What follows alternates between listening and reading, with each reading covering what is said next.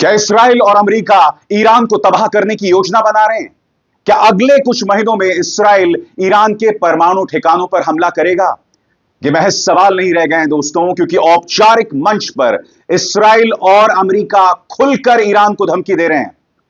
और इस धमकी की सबसे जो चिंताजनक बात है वो ये कि ईरान झुकने का नाम नहीं ले रहा है। ईरान के सुप्रीम लीडर खामेनी ने कहा है, हिमाकत करके दिखाओ। यानी कि जंग अब आर पार की होने वाली है। और इस मामले का सबसे चिंताजनक पहलू है कि अगर तनाव बढ़ता है तो भारत को जबरदस्त नुकसान होने वाला है। जी हां, भारत की निगाह से यह जो टकराव है, यह जो स्टैंड ऑफ है, यह आने वाले दिनों में एक बहुत ही खतरनाक संदेश, एक बहुत ही चिंताजनक खबर लेकर आ रहा है, जिसकी मैं चर्चा करूंगा। मगर सबसे पहले दोस्तों, मैं आपको बतलाना चाहता हूं, मंच पर थे अमेरिकी विदेश मंत्री मार्को रूबियो और इस्राएली प्रधानमंत्री बेंजामिन नेतन्याहू। बेंजामिन नेतन्याहू ने खुलकर कहा कि मैं ट्रंप की मदद से ईरान को तबाह कर देना चाहता हूं। बकौल नेतन्याहू, ईरान वो देश है जो हमास और हिजबुल्लाह को समर्थन देता है और अब मुझे बस ट्रंप की मदद चाहिए। इंतजार कीजिए दोस्तों, मैं आपको बताऊंगा कि पर्दे के पीछे इस बात को लेकर क्या तैयारी हो रही है। और जैसे मैंने बताया, भारत के लिए इस पूरे घटनाक्रम की सबसे चिंताजनक बात क्या है, सबसे पहले सुनिए इस मंच से क्या कहा बेंजामिन नेतन्याहू ने। Today, Secretary Rubio and I had a very productive discussion with our staffs on a number of issues. None of them are more important than Iran. Israel and America stand shoulder to shoulder in countering the threat of Iran. We agreed that the Ayatollahs must not have nuclear weapons. And we also agreed that Iran's aggression in the region has to be rolled back. Over the last 16 months, Israel has dealt a mighty blow to Iran's terror axis. Under the strong leadership of President Trump and with your unflinching support, I have no doubt that we can and will finish the job. We also spoke. उनके साथ थे अमेरिकी विदेश मंत्री Marco Rubio. Marco Rubio को बहुत ध्यान से सुनिएगा दोस्तों। यहां पर मार्को रूबियो ये कहते हैं कि इस इलाके में जितनी भी गड़बड़ होती है ना, उसकी जड़ ईरान है। और ध्यान से सुनिएगा, अंत में वो क्या कहते हैं। वो कहते हैं कि ईरान की जनता भी ईरानी शासन से दुखी है। इसका मतलब आप समझ रहे हैं, अमेरिका ने दुनिया भर जहां जहां तख्ता पलट करवाया है, इसी वजह से करवाया है कि जनता वहां से नाराज है। आप में से कई लोग ईरान गए होंगे। उस तरह की कोई अफरा तफरी ईरान में तो कम से कम मुझे नहीं दिखाई देती है। ईरान की कई कमियां होंगी, मगर क्या यह कहना कि जनता वहां बहुत दुखी है, क्या यह सही होगा? अजीब और गरीब बात यह है कि नॉर्थ कोरिया में, जिसके साथ ट्रंप जो है रिश्ते बना रहे थे अपने पिछले कार्यकाल में, वहां की जनता बद से बदतर हालात में। रूस में भी व्लादिमीर पुतिन की नीतियों की वजह से डेमोक्रेसी बर्बाद है। वहां पर ये लोग चिंता नहीं जाहिर करते हैं। चिंता कहां जाहिर कर रहे हैं? ईरान को लेकर। सुनिए विदेश मंत्री मार्को रूबियो क्या कहते हैं ईरान के बारे में। The common theme in all of these challenges is Iran. It is the single greatest source of instability in the region. Behind every terrorist group, behind every act of violence, behind every destabilizing activity, behind everything that threatens peace and stability for the millions of people who call this region home, is Iran. And by Iran, I mean the Ayatollahs. By Iran, I mean its regime. A regime who, by the way, its people don't support.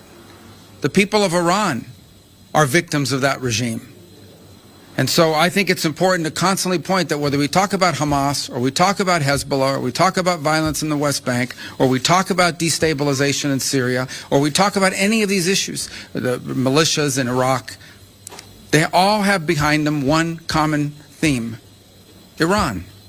यानी कि इन दोनों नेताओं ने जो बात कही वो निहायत ही चिंताजनक बात है। एक खुलकर कह रहा है कि ट्रंप की मदद से मैं ईरान को तबाह कर दूंगा, दूसरा ये कह रहा है कि वहां जनता नाखुश है, लिहाजा अब हम ईरान पर कार्रवाई कर सकते हैं। सवाल यह दोस्तों कि पर्दे के पीछे क्या हो रहा है, किस तरह की तैयारियां हो रही हैं। क्या वाकई आने वाले दिनों में इसराइल जो है वो ईरान के परमाणु ठिकानों पर हमला करने वाला है?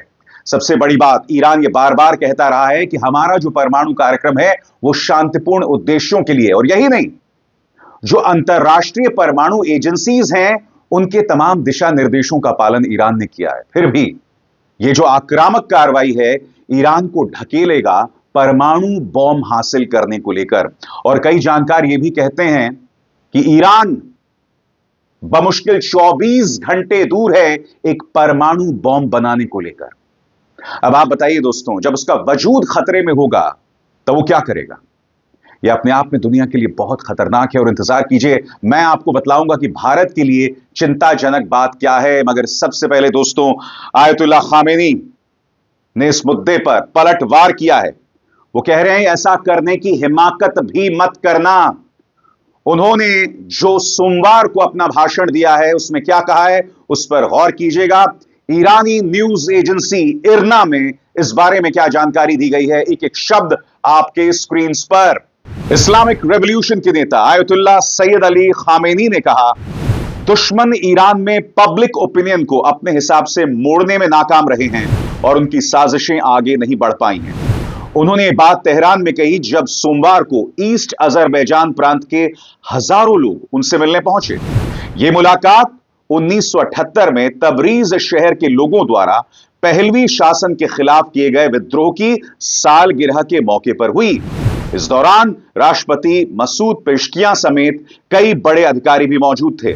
आयतुल्लाह खामेनी ने ईरानी जनता के खिलाफ हो रहे सॉफ्ट थ्रेट्स का जिक्र करते हुए कहा कि ये हमले आज भी जारी हैं, लेकिन फिर भी ईरानी जनता का हौसला तोड़ने में ये लोग पूरी तरह से नाकाम रहे हैं।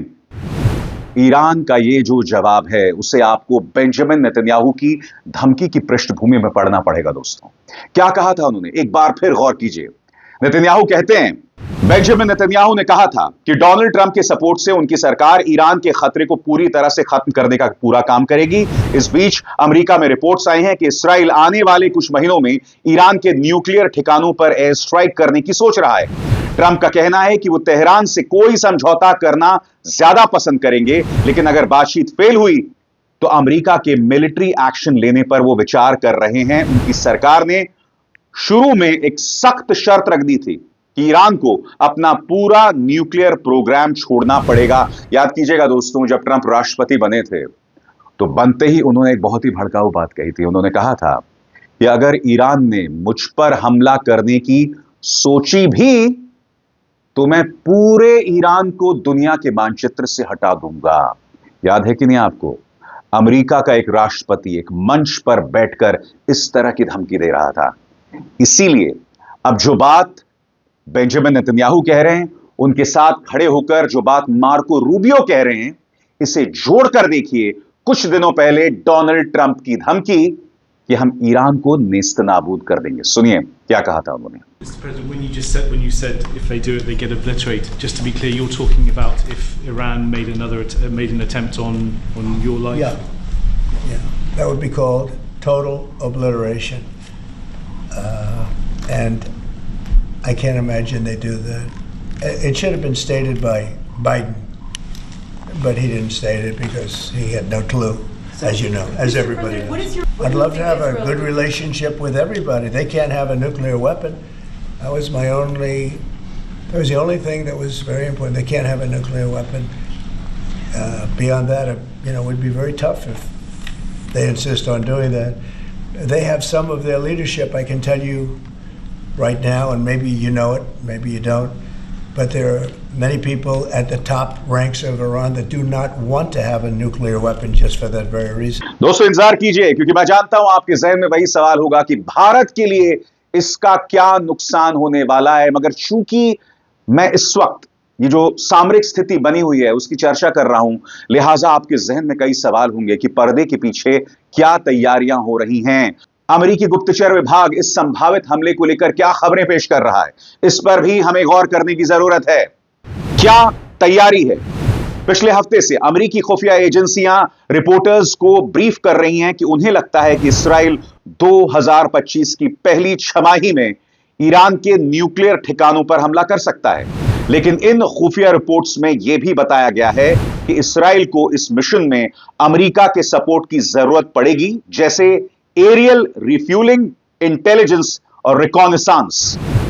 अमेरिकी अधिकारियों का कहना है कि ऐसे हमले ज्यादा से ज्यादा कुछ महीनों के लिए ईरान के न्यूक्लियर प्रोग्राम को धीमा कर सकते हैं, लेकिन इससे तेहरान यह फैसला भी ले सकता है कि वह हथियार बनाने के लिए वेपन ग्रेड यूरेनियम तैयार करना शुरू कर दे। वॉशिंगटन की चिंता चाहे जो भी हो, ट्रंप प्रशासन ने इस महीने की शुरुआत में BLU 109 बंकर बस्टर बमों के लिए गाइडेंस किट बेचने शुरू कर दिए हैं। यह बम ईरान की सबसे गहराई में बनी फोर्डो एनरिचमेंट फैसिलिटी को नुकसान पहुंचाने के लिए बेहद अहम साबित हो सकते हैं। दो चीजें, आप ईरान के जो शांतिपूर्ण कार्यक्रम पर हमला करेंगे तो उसका क्या असर पड़ेगा? वो वेपन्स ग्रेड यूरेनियम डेवलप करेगा, यानी कि सरल शब्दों में कहा जाए वो परमाणु हथियार डेवलप करेगा। और बात वहां नहीं रुकती है, अमेरिका बाकायदा BLU बॉम्ब्स जो हैं, बॉम्ब बस्टर्स बेचना उसने शुरू कर दिया इसराइल को। इसका अर्थ क्या है?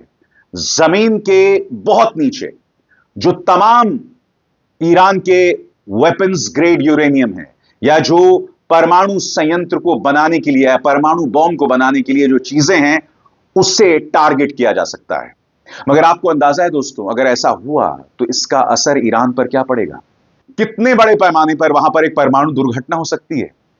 यानी कि अगर ऐसा हमला अमेरिका करता है अपने बंकर बस्टर बॉम्ब्स के जरिए, तो एक नहीं दर्जनों चेरनोबिल ईरान में हो सकते हैं। मगर अमेरिका को इसकी कोई परवाह नहीं है। वो लगातार कह रहा है कि हम ईरान को नेस्तनाबूद कर देंगे। दूसरी तरफ बेंजामिन नेतन्याहू कह रहे हैं कि हम ट्रंप की मदद से ईरान को तबाह कर देंगे। मगर आपके जहन में सवाल होगा दोस्तों, इस सब का असर भारत पर क्या पड़ने वाला है? तो यहां पर भारत को 3 मोर्चों पर तकलीफ होने वाली है दोस्तों। सबसे पहले तेल, कच्चे तेल की कीमत जो है वो बढ़ जाएगी। दोस्तों होने क्या वाला है, अगर ये युद्ध शुरू हो जाता है या तनाव शुरू हो जाता है तो इसका सीधा असर कच्चे तेल पर पड़ने वाला है।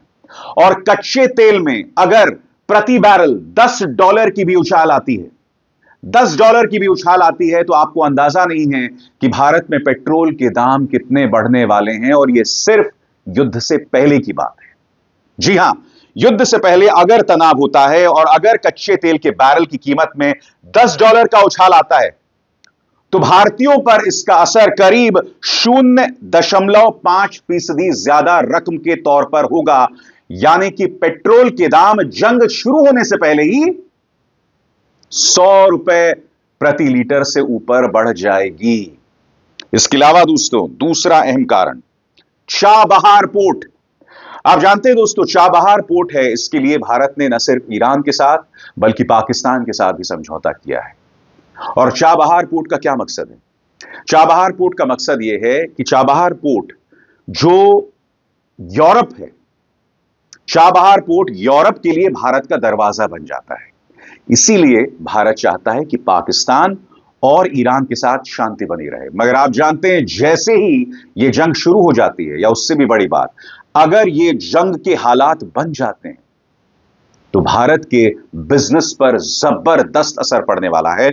और मैं आपके सामने कुछ आंकड़े पेश करना चाहता हूं दोस्तों।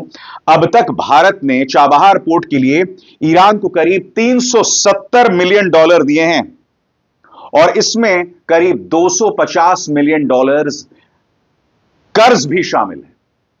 फिर से इस आंकड़े पर गौर कीजिए, $370 मिलियन और $250 मिलियन भी इसमें शामिल है। चाबहार पोर्ट का क्या मकसद है कि भारत जो व्यापार करता है अफ्रीकी देशों के साथ, यूरोप के साथ, ये जो रास्ता है ना, ये बहुत ही सरल रास्ता है। ये जो रास्ता है, ये छोटा रास्ता है। अगर जंग शुरू हो जाती है तो हमें लंबा रास्ता देना पड़ेगा।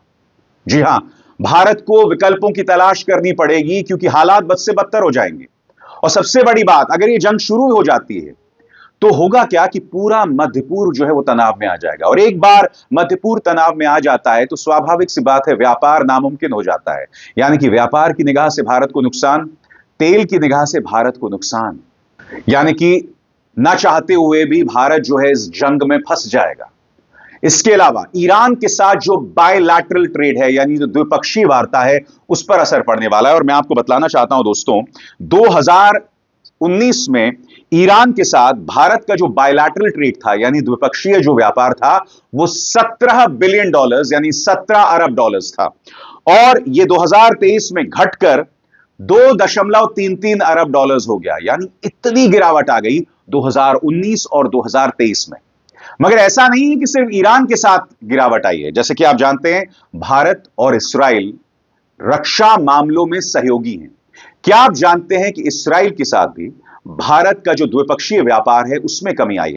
मैं आपको बतलाना चाहता हूं, इस्राइल के साथ भारत का जो द्विपक्षीय व्यापार था वो करीब 10.77 अरब डॉलर्स था, 10.77 बिलियन डॉलर्स, और सिर्फ एक साल में करीब 40% गिरावट आ जाती है, 40% की गिरावट। और अब इस्राइल के साथ 2024 में हमारा जो द्विपक्षीय व्यापार था वो 6.53 अरब डॉलर्स रह गया है। मैं आपसे एक सवाल पूछना चाहता हूं, अगर युद्ध शुरू हो जाता है तब क्या होगा? भारत कई मोर्चों पर नुकसान उठाएगा, और उसके अलावा हम ये ना भूलें, मध्य पूर्व में भारत के लोगों की मौजूदगी, मध्य पूर्व के कई देशों में भारत के लोगों की मौजूदगी है, उनकी जान पर बन आने वाली है। क्योंकि अगर ईरान के साथ युद्ध शुरू होता है तो मध्य पूर्व के बाकी देश जो हैं वो चुप नहीं होने वाले हैं। भारत ये बिल्कुल नहीं कह सकता कि मुझे कोई फर्क नहीं पड़ता, बिल्कुल नहीं कह सकता भारत ऐसा। और मैं आपको बताता हूं क्यों। इस तस्वीर को देखिए, कतर के अमीर जो हैं भारत आए हैं, प्रधानमंत्री देखिए किस तरह से गले लगा रहे हैं। ये क्या बतलाता है? प्रधानमंत्री गए उन्हें रिसीव करने के लिए। यह बात अलग है कि उनकी पॉलिटिकल पार्टी और उनका जो प्रचार तंत्र है वो मुस्लिम देशों, मुसलमानों के बारे में अनर्गल बकवास करते रहता है, मगर यहां देखिए प्रधानमंत्री किस तरह से कतर के अमीर को गले लगा रहे हैं।